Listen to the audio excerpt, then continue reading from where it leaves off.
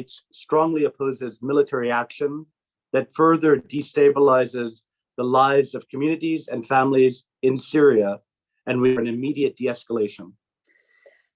أود أن أقول في البداية تعارض الولايات المتحدة الأمريكية بشدة العمل العسكري الذي يزيد من زعزعة استقرار حياة المجتمعات والأسر في سوريا. ندعو إلى وقف التصعيد فوراً. The escalation in Syria in recent days is unacceptably dangerous, and we are deeply concerned by recent military action that destabilizes the region, that threatens our shared goal to fight Daesh, and that endangers civilians and US personnel.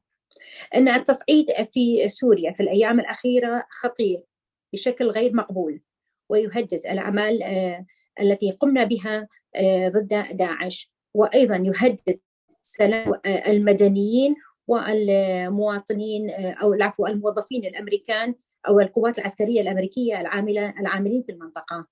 We express our deep concern and sincere condolences for the loss of civilian life occurred as a result of the recent escalation. نعرب عن بالغ قلقنا وخالص في الخسائر في أرواح المدنيين التي تصعيد الأخير. In closing, I want to stress our strong opposition to this military action that we have seen in recent, reiterate our immediate أحب أن أؤكد أنه قلقنا باتجاه العمليات العسكرية التي تحدث مؤخرا ووقف التصعيد.